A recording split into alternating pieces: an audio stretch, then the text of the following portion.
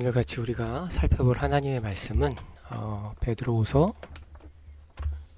1장 20절부터 21절까지의 말씀을 통해서 우리가 계속 마태복음 7장에 기록된 아버지의 뜻이 무엇인지를 계속해서 성경을 통해 하나하나 찾아보고 있습니다. 오늘 이 말씀을 통해서 아버지의 뜻을 선포하는 성경, 다시 말하면 성경은 우리에게 아버지의 뜻이 무엇인지 알기 위해서 알 수 있도록 우리에게 무엇을 말씀해 주고 있는가를 같이 한번 살펴보도록 하겠습니다. 우리 본문 말씀인데 우리 2절에 있는 말씀입니다. 같이 한번 천천히 우리 같이 한번 읽어 보도록 하겠습니다. 먼저 알 것은 성경의 모든 예언은 사사로이 풀 것이 아니니 예언은 언제든지 사람의 뜻으로 낸 것이 아니요 오직 성령의 감동하심을 받은 사람들이 하나님께 받아 말한 것임이라. 아멘.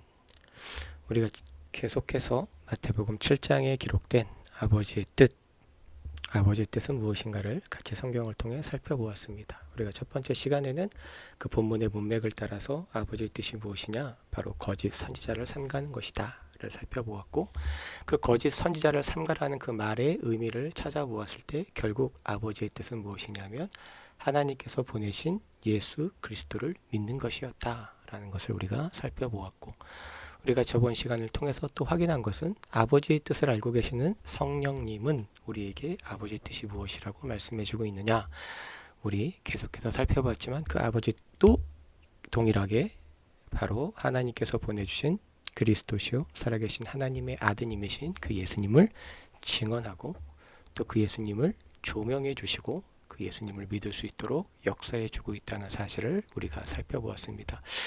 오늘은 세 번째 시간으로 성경을 통해서 우리가 아버지 뜻을 알기 위해서 또 성경은 우리에게 무엇을 말씀해 주고 있는가를 같이 한번 살펴보도록 하겠습니다. 우리가 읽었던 말씀입니다. 우리가 여기서 기억해야 될 것은 무엇이냐면 우리가 저번 시간에 성령님의 주된 사역, 성령님께서 이 땅에 강림하신 그 목적이 무엇이냐, 성도에게 내주하신 목적이 무엇인가를 같이 한번 성경을 통해 살펴보았습니다. 거기서 우리가 확인할 수 있었던 것은 우리가 기존에 알고 있던 많은 분들이 설교했던 그 사역이 아니라 성경에서 말씀하시는 성령님의 핵심 사역은 뭐냐면 바로 예수님을 증언하시는 거였다. 예수님을 증언하고 예수님의 영광을 드러내고 또 예수님의 가르침을 기억나게 하고 또 생각나게 하시는 것이 바로 성령님의 사역이었다. 그러시면서 성령님은 철저하게 자신을 숨기신다. 자신을 드러내지 않고 오직 예수 그리스도만 빛나도록, 예수 그리스도만 영광을 받을 수 있도록 철저하게 자신을 숨긴다는 사실을 살펴보았습니다. 오늘 이 본문을 통해서 우리가 확인할 수 있는 것은 이 성령님께서 예수님을 증언하는 사역을 하시는데 이 성령님께서 또 하신 놀라운 사역이 무엇이냐? 바로 성경을 기록하셨다는 사실입니다. 그래서 우리가 본문을 다시 한번 읽어보면 먼저 알 것은 성경의 모든 예언은 사사로이 풀 것이 아니니 예언은 언제든지 사람의 뜻으로 낸 것이 아니오 오직 성령의 감동하심을 받은 사람들이 하나님께 받아 말한 것임이라 라는 말씀을 통해서 다시 한번 성령님께서 이 성경을 기록하시는데 주도적인 역할을 하셨다는 사실을 우리에게 말하십니다. 오직 두 개가 아닙니다. 성령의 감동하심을 받은 사람들이, 그러니까 성령께서 이 사람들을 마치 바람에 의해서 배가 이렇게 가듯이 성령님께서 이 사람들이 하나님께 받아 말한 것들을 하나님의 뜻대로 기록하도록 성령께서 역사하셨다라는 표현을 이렇게 표현한 겁니다. 오직 성령의 감동하심을 받은 사람들이 하나님께 받아 말한 것임이라. 그러면 성령님의 주된 사역을 우리가 살펴보았고 이 본문은 성경이 누구에 의해서 기록되었는가를 살펴봤는데 역시 동일하게 성령님에 의해서 성경이 기록됐다고 말씀하고 또 선언하는 것을 볼 수 있습니다. 그렇다면 우리가 예상할 수 있는 것은 이 성경이 기록된 목적도 성령님의 사역과 동일할 수밖에 없다. 별개일 수 없다. 성령님께서 하시는 핵심적인 사역은 예수님을 드러내고 예수님을 증언하고 예수님의 영광을 드높이는 것인데 이 성령께서 성경을 기록하셨다면 동일한 목적과 동일한 뜻을 가지고 기록하신 것이 아닐까라는 생각을 해볼 수밖에 없습니다. 그러면 우리가 성경을 통해서 하나하나 다시 한번 확인해 보도록 하겠습니다. 성령님의 사역은 요한복음 16장 13절과 14절입니다. 저번 시간에 했던 건데 다시 한번 확인하면 이렇습니다. 진리의 성령이 오시면 그가 너희를 모든 진리 가운데로 인도하시리니. 특별히 기억해야 될 것은 이 요한복음에선 딱 두 번 진리에 가는 것을 언급합니다. 첫 번째 요한복음 17장 17절 에서 하나님의 말씀은 진리이다 라는 예수님의 선언이 있었고, 또 우리가 너무도 잘 알고 있는 것처럼 요한복음 14장 6절에 기록된 것처럼 예수님이 친히 선언하셨죠. 내가 곧 길이요 진리요 생명이니 나로 말미암지 않고는 아버지께 갈 자가 없다 라고 하면, 그가 너희를 모든 진리 가운데로 인도하시리니 라고 했을 때 이 요한복음에서 말씀하는 모든 진리라는 것은 그냥 단순하게 생각해서 진리가 굉장히 많은 내용을 담고 있다라는 것을 얘기하는 것이 아니라 하나님이 말씀이 증언하시는 바로 예수님에 관한 모든 것이라고 우리가 표현할 수 있는 것이죠. 그러니까 모든 진리가 아니고 예수님께 집중되어 있고 예수님에 관한 모든 것들을 누가? 성령님께서 증언하시는 사역을 하고 계신다라고 성경은 우리에게 말씀해 주고 있는 겁니다. 그가 스스로 말하지 않고 오직 들은 것을 말하며 장래 일을 너희에게 알리시리라. 그러면서 이렇게 표현합니다. 그가 내 영광을 나타내리니 내 것을 가지고 너희에게 알리시겠음이라. 다시 말하면 성령님은 우리를 누구에게 인도합니까? 예수님께 인도하셔서 예수님이 누구신지, 예수님이 어떤 분이신지, 예수님이 어떤 영광을 가지고 계신지, 예수님의 것을 가지고 이 예수님을 증언하시는 분이 바로 누구다? 성령님이시다. 근데 그 성령께서 이 성경을 기록하셨다면 동일하게 이 성령님께서 성경을 기록하신 목적도 그리스도시요 살아계신 하나님의 아드님이신 그 예수님을 하나님께서 구원하기로 택하신 택자들이 그 예수님을 보고 믿을 수 있도록 이 성경을 기록하셨을 것이다 라는 예상을 우리가 해볼 수 있습니다. 그러나 이것은 단순히 우리의 예상이 아니라 이미 성경에서 우리에게 지속적으로 말씀해 주고 있습니다. 우리 요한복음 5장 39절인데 우리 한번 읽어보도록 하겠습니다. 우리 같이 읽겠습니다. 시작. 너희가 성경에서 영생을 얻은 줄 생각하고 성경을 연구하거니와 이 성경이 곧 내게 대하여 증언하는 것이니라. 아멘. 예수님께서도 계속해서 이 요한복음을 통해 말씀하십니다. 성경에 기록된 목적에 대해서 분명히 말씀하십니다. 성경은 66권이나 되고 또 우리가 너무도 잘 아는 것처럼 약 1500년이라는 시간 동안 약 40명의 기자를 통해서 하나님이 기록하신 것입니다. 그래서 우리가 언뜻 봐도 이 양이 적지 않습니다. 그러나 예수님께서는 이 성경에 대해서 특별히 이 본문을 통해 우리가 확인할 수 있는 건 구약 성경이겠죠. 근데 이 구약 성경에 대해서 예수님은 이렇게 분명하게 말씀하십니다. 무엇을 말씀하시냐? 이 성경에 기록된 목적은 딱 하나다라고 선언하시는 거죠. 그것은 뭐예요? 바로 자신, 그리스도시요 살아계신 하나님의 아드님이신 그 예수님을 증언하기 위해 기록되었다는 사실을 예수님이 우리에게 말씀해 주고 있습니다. 그렇다면 성령님의 사역과 이 성령께서 성경을 기록하신 목적은 우리가 동일하다라고 생각하는 것이 틀린 생각이 아니라 성경의 가르침을 따른다고 우리는 말할 수 있는 겁니다. 또 예수님 자신이 또 누가복음 24장 25절부터 27절 예수님께서 부활하신 뒤에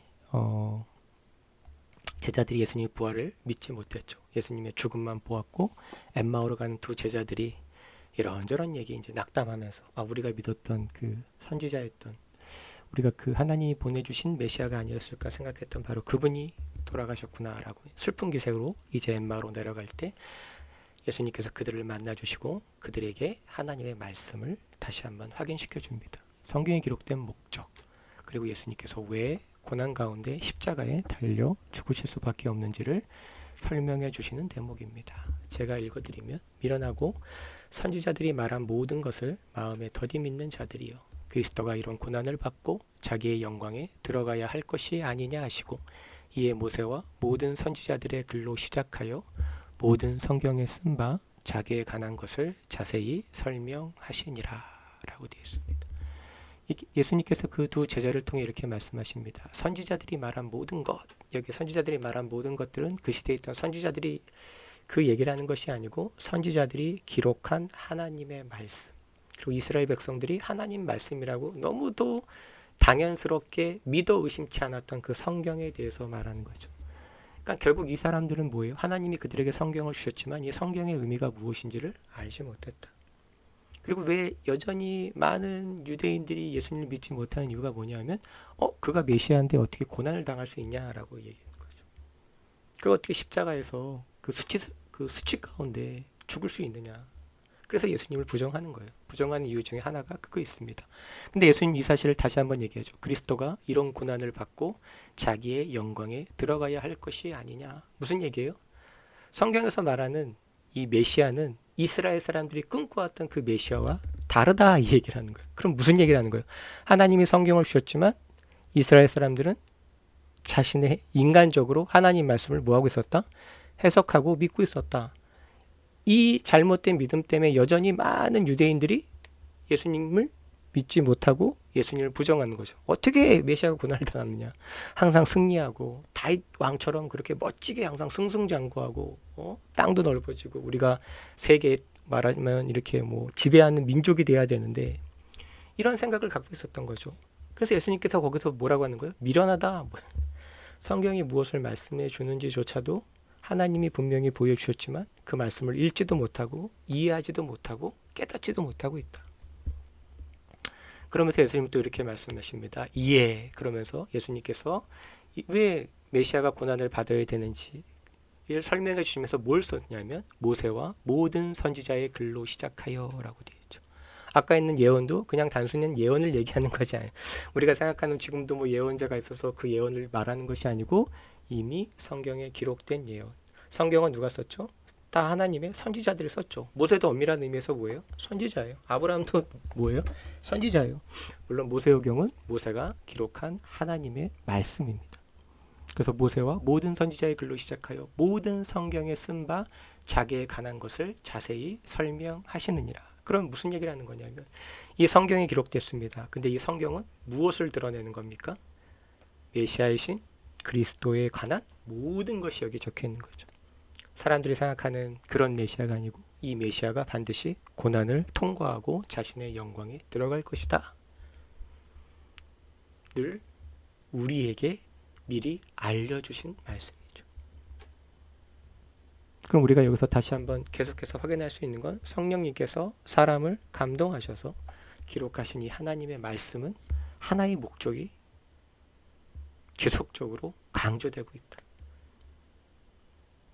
그것은 바로 그리스도시요 살아계신 하나님의 아드님이신 그 예수님에 관한 모든 것들을 우리에게 증언하기 위해서 성령님께서 감동하셔 기록하신 하나님의 말씀이라는 사실을 성경이 우리에게 지속적으로 확인시켜 주고 있습니다. 뿐만 사도 바울도 동일한 이야기를 하고 있습니다. 사도행전 28장 23절부터 31절까지 말씀. 우리가 잘 아는 것처럼 이제 마지막 장이고 이제 사도 바울이 로마에 가서 이제 한 사역을 기록하고 있습니다. 제가 읽어드리겠습니다. 바울이 아침부터 저녁까지 강론하여 하나님의 나라를 증언하고 모세의 율법과 선지자의 말을 가지고 예수에 대하여 권하더라. 사도 바울도 동일한 것을 얘기하고 있습니다. 사도 바울은 하나님의 말씀인 이 성경, 정확히 말하면 구약 성경을 갖고 누구를 권합니까? 예수에 대하여 권하더라. 그러니까 뭐예요? 성경에 기록된 목적이 뭐라는 거예요? 예수님이 누구신지를 말하자면 우리에게 소개시켜주고 예수님이 어떤 분이신지를 우리에게 알려주는 역할을 하는 거죠. 왜? 하나님께서 구원하기로 작정한 백성들이 그 말씀을 통해 예수님을 믿을 수 있도록 성령께서 이것을 감동하시어 기록하셨다는 겁니다. 그리고 또 이렇게 기록되어 있습니다. 하나님의 나라를 전파하며 주 예수 그리스도에 관한 모든 것을. 그러면 구약 성경에 뭐가 기록됐다는 거예요? 예수 그리스도에 관한 모든 것들이 기록되어 있다는 거죠. 담대하게 거침없이 가르치더라. 그러면 성경을 기록하신 이 성령님의 이 사역과 이 성경이 기록된 목적이 정확하게 일치한다는 사실을 우리는 기억해야 됩니다. 그래서 근본적으로 엄밀히 말하면 예수 그리스도 외에 다른 것이 나오면 그것은 기독교적이다라고 함부로 말할 수 없습니다. 성경적이다라고 함부로 말할 수 없다는 사실을 우리는 다시 한번 기억해야 합니다. 그럼 왜 이렇게 성령님께서는 왜 이렇게 예수 그리스도에 관한 모든 것들을 이렇게 기록하셨는가? 거기에 대한 답변 또한 하나님께서 요한 사도를 통해 우리에게 이렇게 말씀하십니다. 요한복음 20장 31절입니다. 한번 읽어주시면 대단히 감사하겠습니다. 오직 이것을 기록함은 너희로 예수께서 하나님의 아들 그리스도이심을 믿게 하려 함이요 또 너희로 믿고 그 이름을 힘입어 생명을 얻게 하려 함이니라. 아멘. 아까 우리 요한복음 5장 39절을 통해 확인했지만 사람들이 성경을 연구하는 이유가 뭐라고 했죠? 영생을 얻기 위해서 성경을 연구한다라고 얘기합니다. 근데 정말 예수님도 그 사실을 인정했는데 피조물이며 죄인인 인간은 이미 하나님을 반역했기 때문에 부패하고 타락했기 때문에 자신의 힘과 의지로 그들은 자신의 죄를 자기 스스로 제거할 수 없고 하나님 앞에 의롭다라고 인정받을 수 없습니다. 성경은 계속해서 우리에게 말씀하시는 것 중에 하나가 뭐냐면 하나님 거룩하시다는 거죠. 하나님이 거룩하다는 건 단순히 그냥 특별하다, 거룩하다라는 뜻도 있지만 본질적인 뜻은 뭐냐면 하나님은 거룩하시기 때문에 죄를 용납할 수 없는 거죠. 죄를 용납할 수 없기 때문에 하나님은 지옥을 만드신 거죠. 하나님은 죄를 용납할 수 없기 때문에 예수님을 이 땅에 육신으로 보내셨다는 사실을 기억하셔야 되는 거죠. 이건 바뀔 수가 없어요. 근데 중요한 건 하나님은 동일하신데 우리가 그 하나님의 기준에 만족할 수가 없죠. 그래서 여러분 창세기를 보시게 되면 인간이 죄를 짓자마자 하나님께서 다급하게 말하자면 인간적으로 볼 때 다급하게 바로 제일 먼저 무엇을 선포하느냐면 창세기 3장 15절 말씀. 그걸 이제 신학적으로는 원시 복음이라고 얘기하는데 하나님께서 무엇을 할지를 우리에게 보여주는 거죠. 인간이 하나님을 반역했고 그 사항에 대해서 하나님께서 무엇을 선언하셨냐? 여자의 후손을 통해서 뱀의 머리를 밟겠다고 말씀하신 거죠. 왜 여자의 후손이 필요했을까? 하나님은 창조주니까 아시는 거죠. 이 피조물인 인간들이 자신을 배역했을 때 배반하고 하나님으로부터 떨어지고 하나님으로 분리가 됐을 때 이들은 어떻게 됩니까? 죄로 말미암아 부패하고 타락하게 되죠. 근데 중요한 건 뭐예요?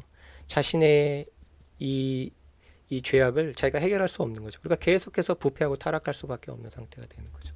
그래서 하나님께서 여자의 후손을 통해서 하나님께서 친히 뱀의 머리를 죄에 관한 그 모든 것들을 해결해 주도록 하나님이 선언해 주셨죠. 왜 그랬을까요? 우리가 해결할 수 없기 때문에.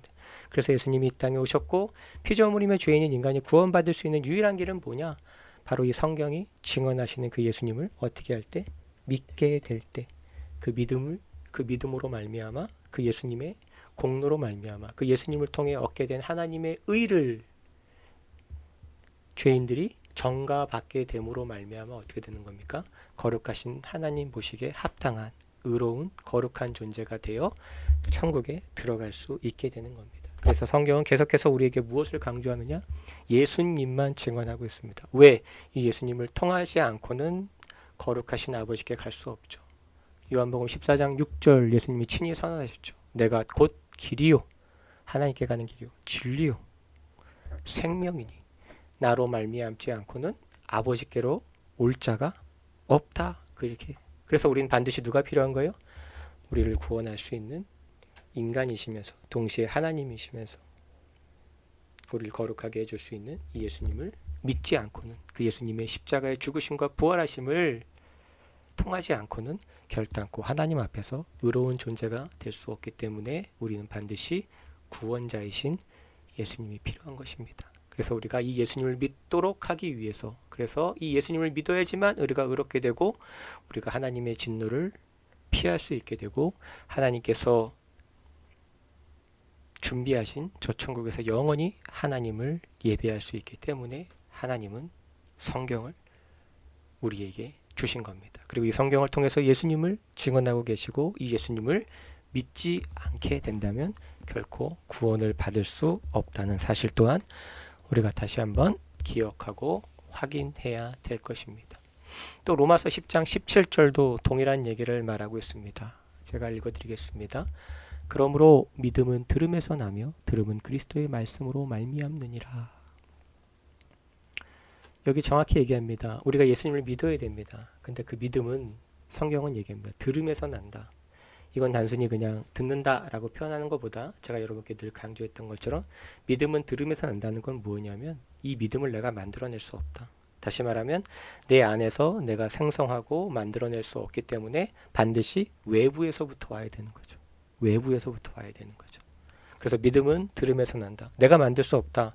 외부에서 와야 된다. 라고 하면서 뭐라고 합니까? 들음은 그럼 어떻게 들을 수 있느냐 하는 게 그리스도의 말씀으로 말미암느니라. 여기서 이걸 대충 읽으면 예수님께서 하신 말씀들만 말씀이다라가 아니고 우리가 계속해서 살펴보았던 것처럼 이 하나님의 말씀인 성경은 딱 하나의 목적을 갖고 있죠. 그게 뭐죠? 예수님의 모든 것을 드러내고 있죠. 그럼 여기 그리스도의 말씀이라는 건 뭐예요? 그리스도를 증언하는 하나님의 말씀이라는 얘기를 하는 거겠죠. 그렇죠. 그래서 뭐 그리스도의 말씀만 하나님 말씀이다. 이런 식으로 이해하면 안 됩니다. 다시 말하면 우리가 구원 얻을 수 있는 믿음을 하나님께서 무엇으로 딱 한정하셨다?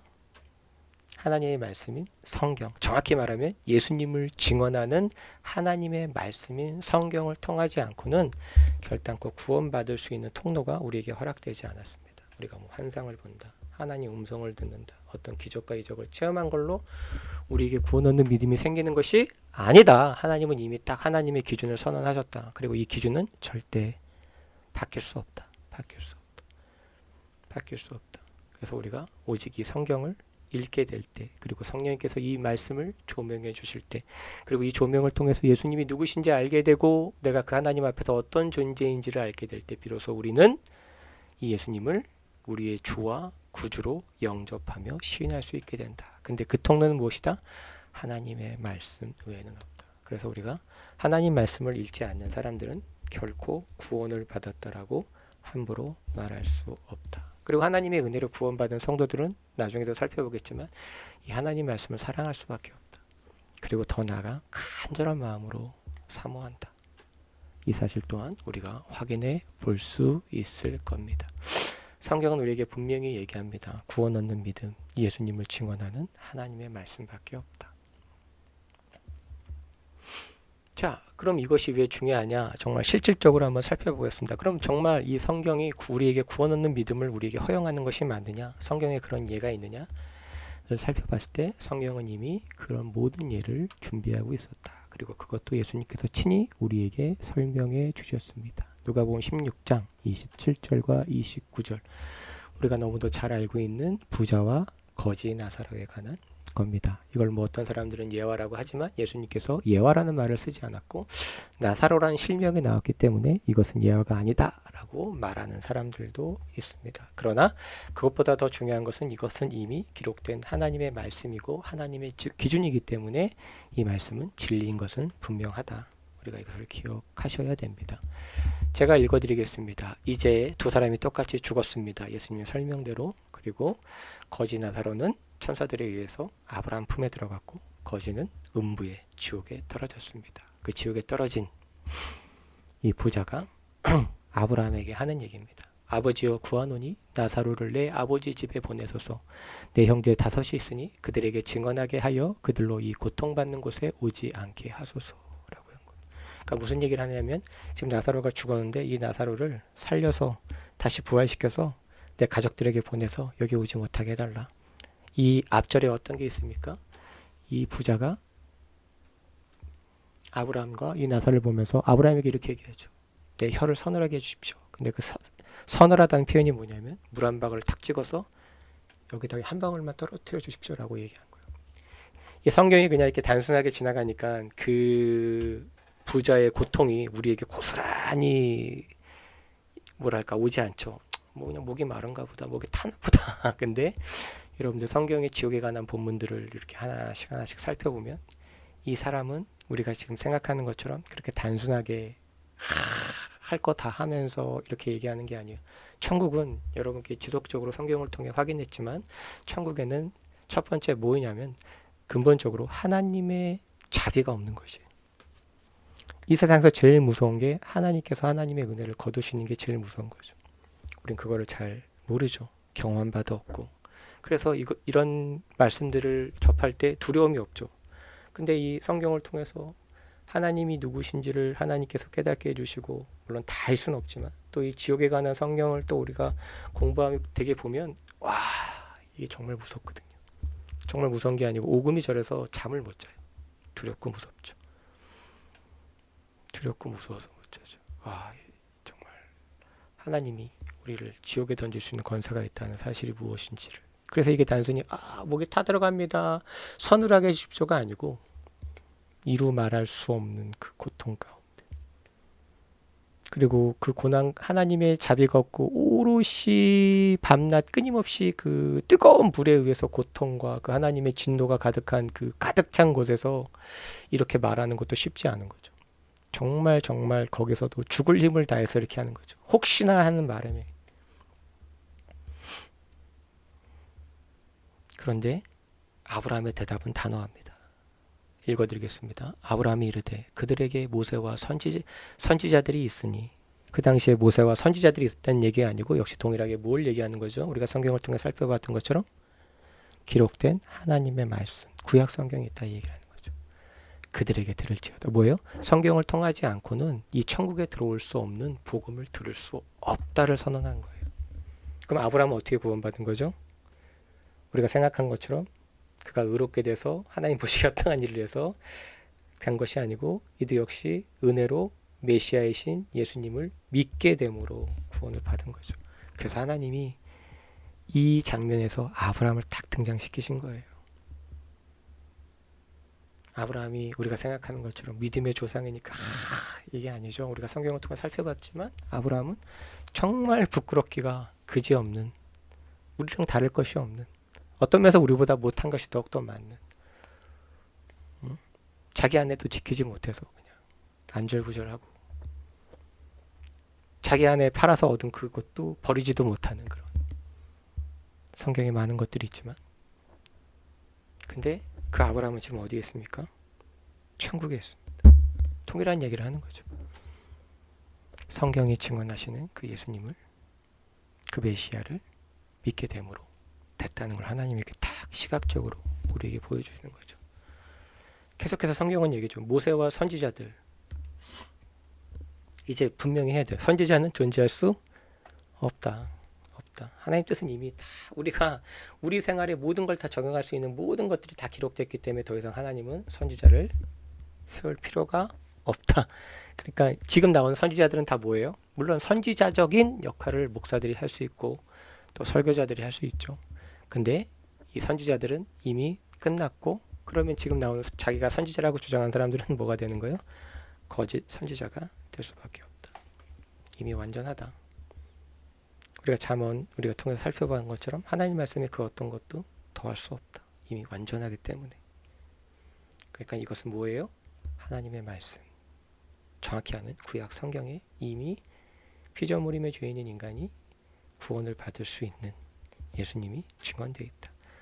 신약에만 기록된 게 아니고 이미 구약의 모든 부분에 예수님이 누구신지, 예수님에 관한 모든 것들이 기록되어 있다 라고 선언하고 있다는 사실을 기억했죠. 그럼 여기도 동일하게 똑같은 얘기를 하는 거죠. 우리가 천국에 갈 수 있는 유일한 믿음은 어디에만 기록되어 있다? 뭐를 통해만 알 수 있다? 성경을 통해서만. 근데 그 성경은 단 하나의 목적을 갖고 있다. 정말 극단적이지만 뭐예요? 예수님을 증언하고 그 예수님을 영화롭게 하고 예수님의 가르침을 생각나게 하는 그 성령님의 사역이 그대로 녹아져 있다. 성령님이 기록하셨으니 당연히 성령님의 사역과 뗄래야 뗄 수 없고 당연히 하나의 통일을 이룰 수밖에 없다는 사실을 성경이 우리에게 말씀해 주고 있다는 사실, 여러분 반드시 기억하셔야 됩니다. 여기서 끝나지 않고 또 그 부자는 이렇게 얘기합니다. 아브라함이여, 만일 죽은 자에게서 그들에게 가는 자가 있으면 회개하리이다. 이렇게 얘기합니다. 무슨 얘기냐면 여기서 또 놀라운 사실이 뭐냐면 하나님의 은혜로 구원받은 성도가 아닌 이상 모든 사람들은 결코 인간적인 생각이 바뀌지 않는다. 이 사람은 지금 뭘 생각하는 거예요? 인간적인 생각을 하는 거예요. 이게 제일 무서운 거죠. 하나님은 우리에게 구원을 줄 수 있는 믿음의 통로를, 믿음의 기준을, 믿음의 길을 딱 하나 정하셨어요. 뭐예요? 하나님의 말씀인 성경인 거죠. 그럼에도 불구하고 요새 많은 교회들이 뭘 얘기하고 있죠? 다양한 것들을 끌어오잖아요. 심리학, 두 날개, 신사도 것들, 대형 교회가 갖고 온 것들이에요. 다 그런 것들이 성경적이지 않은 그 모든 것들을 다 대형 교회에서 끌어온 거죠. 왜 끌어왔을까요? 사람들이 모이지 않으니까 사람들이 좋아하고 호기심을 가질 만한 것들을 놓자. 똑같은 거잖아요. 인간적인 생각이 뭐예요? 야, 죽었던 사람이 벌떡 살아나면 야, 사람들이 기가 막힐 거다. 근데 요한복음이 얘기하는 게 뭐예요? 예수님께서 이 세상에 담을 수 없을 정도로 굉장히 많은 그 3년 동안 정말 상상도 할 수 없는 기적을 다 일으켰지만 그 예수님을 못 박은 사람들이 누구예요? 그 기적을 보고 누렸고 예수님으로부터 떡을 얻어 먹었던 그 사람들이 예수님을 못 박았다. 그러니까 생각이 바뀌지 않는 거죠. 언제 어디서도 지옥에서도. 그러니까 인간적인 생각을 얘기하는 거죠. 야, 누군가 죽었다 벌떡 일어나면 이슈가 될 거 아닙니까? 그러면 사람들이 모일 거고 그러면 사람들이 할 거죠 라고 하는데 그 사람들은 엄밀히 말하면 성도라기보다는 그냥 교인들이 될 가능성이 매우 높지 않을까요? 예수님께서 그날에 많은 사람들이 많은 교인들이 불법을 행하는 자라 선고를 받고 지옥에 떨어짐을 이미 선언하셨죠. 그리고 교회들이 여전히 그런 일을 하고 있죠. 하나님이 세우신 기준들을 자기 스스로 이거 부족하니까 이것도 넣고 이것도 넣고 이것도 넣읍시다. 이런 프로그램도 있고 이런 프로그램도 있고 이런 것도 있습니다 라고 하면서 지금 오히려 많은 사람들을 어디로? 지옥으로 이끌고 있는 건 아닌가?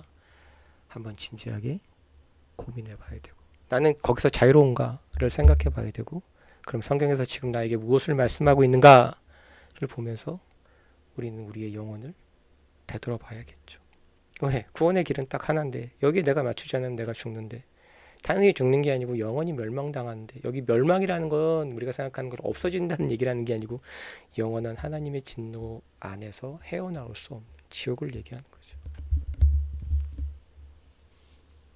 이렇게 인간적인 생각을 얘기하자 또 아브라함은 단호하게 동일한 진리를 선포합니다. 이르되 여기는 아브라함이 이런 거죠. 모세와 선지자들에게 듣지 아니하면 이렇게 얘기한 거죠. 조건이 딱 있는 거죠. 뭐예요? 성경밖에 없다 이 얘기를 하는 거예요. 비록 죽은 자 가운데서 살아난 자가 있을지라도 권함을 받지 아니하리라. 천국에 초대받을 수 없다 이 얘기를 하는 거죠. 우리가 성경을 통해 확인했잖아요. 예수님이 그 많은 기적과 이적을 행했지만 누가 죽였다고요? 이스라엘 백성들이 죽였다고요. 근데 여전히 교회에서 많은 것들이 하죠. 이렇게 해야 부흥된다. 그리고 그게 부흥인 줄 알고 우리 교회 이렇게 좋다 하면 하나님의 은혜 안에 있는 사람들이 봤을 때는 저게 정말 좋은 건가? 오히려 그러면서 이렇게 하나님의 진리의 뜻들을 행하고 진리의 편에 서기를 소원하고 날마다 상한 심령과 상하고 통회하는 마음으로 하나님께 구하는 자들 이 소수를 사람들은 뭐예요? 무시하죠. 우리 교회는 이렇고 어쩌고. 근데 천국 가봐야 하는 거죠. 근데 우리가 성경을 통해 이미 교회사를 통해 확인했던 것처럼 성경을 통하지 않고는 그리스도시요 살아계신 하나님의 아드님이신 그 예수님을 드러내지 않고는 결코 구원과 부흥은 허락되지 않습니다. 인간들이 만들어낸 거, 인간들이 쌓은 탑 어떻게 될 수밖에 없을까요? 무너질 수밖에 없죠. 하나님이 그걸 인정하지 않기 때문에. 하나님이 이 기준을 세웠기 때문에 권함을 받지 아니하리라. 결단코 천국에 들어갈 수 없다. 오직 하나님께서 정하신 대로 성경을 통해 성경이 증언하신 그 예수님을 너희가 믿지 못하면 믿게 되지 못하면 구원을 얻을 수 없다 라고 하는 이 말씀도 여러분 우리 깊이 생각해야 되고 나의 신앙은 지금 어디로 가고 있는가 생각해 봐야 됩니다. 뿐만 아닙니다. 사도행전 17장도 동일한 사건을 우리에게 말씀해 주고 있습니다. 구원은 어디서 오는가? 구원 얻는 믿음은 어디서 우리가 받을 수 있는가? 우린 그동안 너무도 많은 것들을 잘못된 것들 속에 살았죠. 근데 사도행전 17장도 동일한 이야기를 합니다. 베레아에 있는 사람들은 이라고 되어 있습니다. 베레아에 있는 사람들은 어떤 특징을 갖고 있느냐? 간절한 마음으로 말씀을 받고 이것이 그러한가 하여 날마다 성경을 상고함으로 라고 되어 있어요. 자 그러면 구원 얻는 믿음이 어디서 오느냐? 성경에 온다라고 합니다. 그럼 성경을 읽으면 되냐라고 했을 때 성경을 그럼 어떻게 읽어야 되는가에 대해서 오늘 본문은 우리에게 얘기해 줍니다. 그러니까 성경을 읽는다고 해서 모든 사람들이 다 구원 얻는 믿음이 생기는 게 아니고 어떤 사람들에게 이것들이 이루어지느냐? 물론 하나님이 택하신 자들에게 이루어지죠. 근데 하나님이 택하신 자들에게는 어떤 특징이 있느냐? 첫 번째 얘기입니다. 간절한 마음으로 말씀을 받는다. 하나님 말씀에 어떤 걸 갖는 거예요? 간절한 거예요. 제가 늘 강조하는 게 이거예요. 왜? 간절함이 없는 데는 아무것도 일어나지 않아요. 세상사도 마찬가지예요. 세상사도 마찬가지. 물론 올바른 지식을 따라야 되지만 당연히 하나님의 이 진리도 어떤 마음을 갖습니까? 하나님의 은혜로 구원받은 성도들. 내가 죄인인 걸 알게 됐어요. 내가 하나님 앞에 얼마나 패역하고 완악한 죄인지를 알게 된 사람들은 어떤 마음을 가질까요? 하나님을 향해 정말 그 누구도 가져본 적 없던 간절한 마음을 갖게 되죠. 그럼 어떻게 됩니까? 자신들의 어떤 인간적인 기준이나 이런 것들을 다 하나씩 어떻게 되죠? 정리하게 되죠. 왜? 하나님의 기준은 정해져 있고 이 기준에 내가 맞추지 않으면 들어갈 수 없으니. 하나님의 기준이 무엇인지, 아버지의 뜻이 무엇인지 어떻게 할까요? 간절한 마음으로 사모하겠죠. 당연한 거잖아요. 그렇잖아요. 구원이 이렇게 정해져 있으면 이렇게 살아가기 원합니다. 이건 내가 힘으로 만들어낼 수 없는 것이니까 아버지의 것입니다 라고 하니까 어떻게 돼요? 기도하게 되겠죠. 그리고 어떤 마음으로 받아요? 간절한 마음으로 받는 거예요. 무조건 간절하다고 되는 게 아니고 간절한 마음으로 받는, 이 사람만 봐도 이 사람의 신앙이 지금 어디를 향해 있는지를 알 수 있는 거죠. 그냥 교회 가고 아무 생각 없이 그렇게 세상과 똑같이 살아가는, 그렇게 살아가는 사람들이 구원을 받을 수 있을까요? 그 어떤 누구도 자신의 신앙을 점검하지 않아요.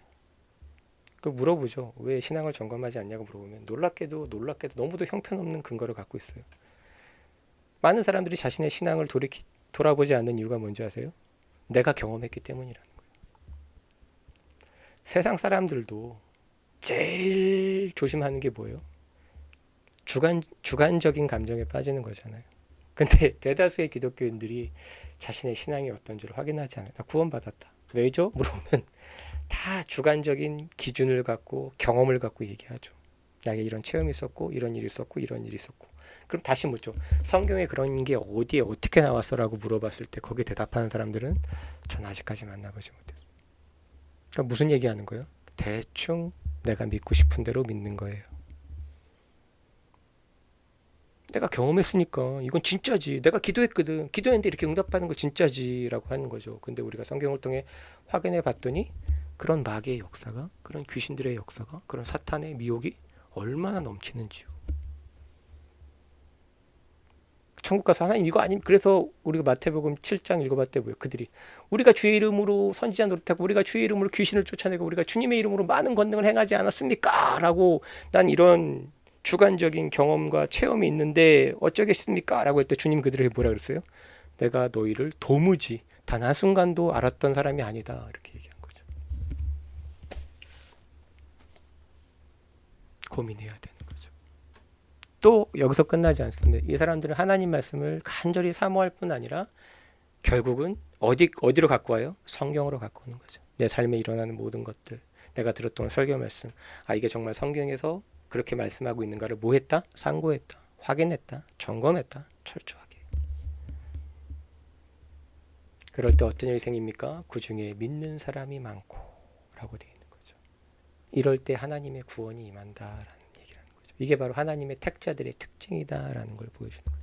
그럼 우리도 이렇게 될 수 있도록 하나님 말씀을 사모할 수 있게 해달라고, 그리고 또 정말 성경이 그렇게 얘기하는지를 상고하는 거죠. 그러니까 성경에 근거가 없으면 경험이나 이런 얘기들을 할 필요가 없는 거죠. 무의미하고 무가치한 거예요. 왜? 천국에서 그 말 자체가 하나님이 용답을 안 해주는데 뭔 소리 하는 거야. 많은 사람들이 착각하고 있는 게 뭐예요? 정의가 이긴다고 생각하죠. 근데 아니요. 법이라는 게 있어요.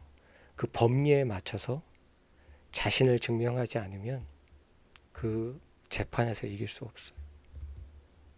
그래서 많은 사람들이 법원 가서 뭐 법리가 이렇게 있고 하면은 다 놀라는 이유가 뭐예요? 나는 정직하고 나는 정의로운데 라고 하는데 그걸로 되는 게 아니죠. 말하자면 그런 거라죠. 하나님이 세우신 기준이 딱 있는데 거기다 대고 자꾸 우리는 우리의 주관적인 감정들과 느낌들만 얘기하죠. 그리고 더 웃긴 건 그런 사람들이 신학을 하고 목회를 하고 선교사가 되면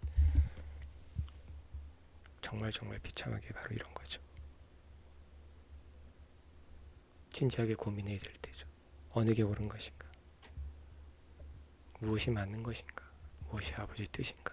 그럼 그 근거는 뭔가? 주관적인가? 아니면 성경이 말씀하시는 객관적인 하나님의 기준인가? 조차도 생각하지 못하니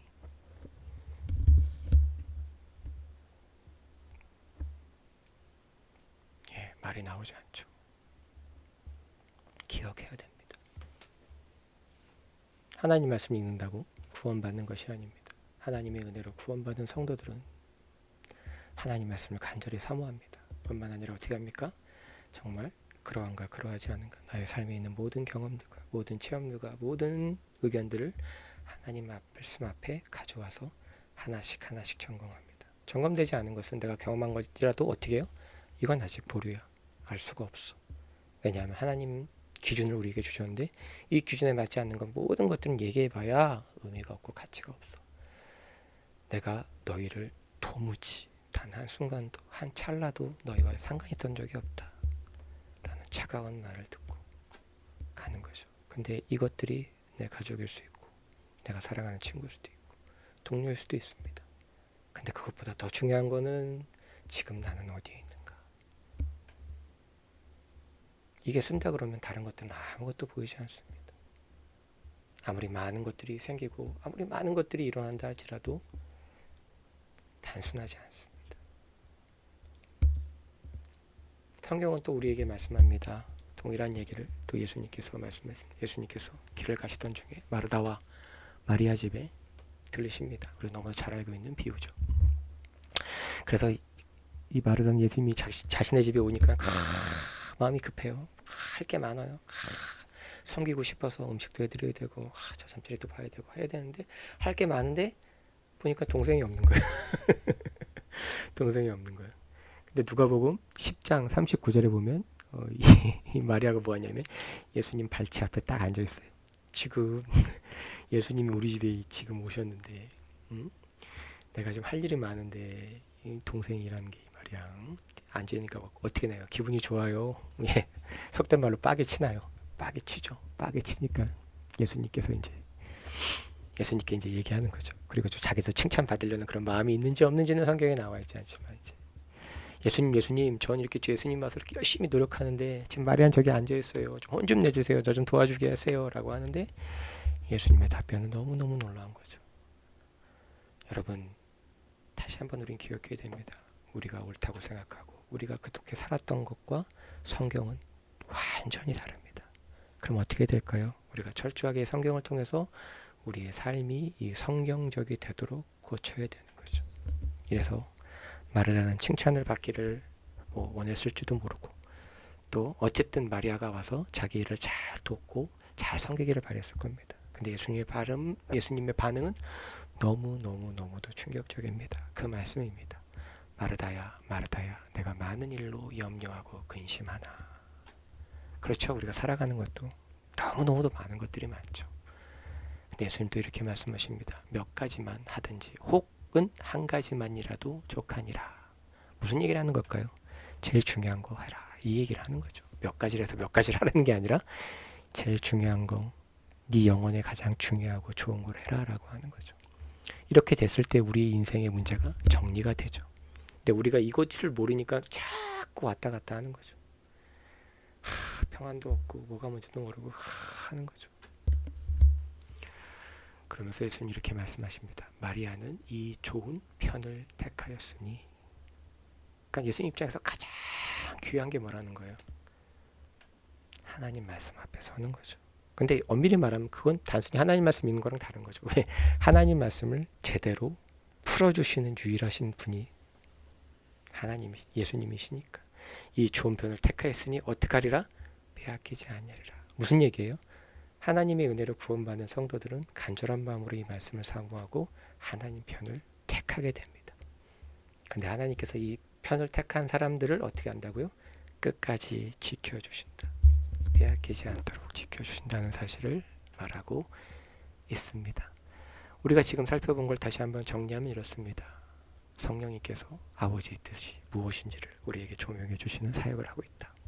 그걸 살펴봤더니 성령님은 정말 오직 그리스도시요 살아계신 하나님이신 예수님에 관한 모든 것들을 증언해 주시는 분이었다. 근데 이 성령께서 우리가 성경을 살펴봤는데 이 성령께서 이 성경을 기록하셨다면 이 성령님의 사역과 이 성경의 기록 목적은 하나가 될 수밖에 없다. 그래서 우리가 정말 성경을 통해 하나 살펴보았더니 역시 동일하게 성경도 역시 성령님의 사역의 핵심과 동일했다. 그것은 뭐예요? 바로 그리스도시요 살아계신 하나님의 아드님이신 이 예수님의 모든 것들을 우리에게 증언해주고 있다. 그럼 왜 예수님을 이렇게 증언하느냐?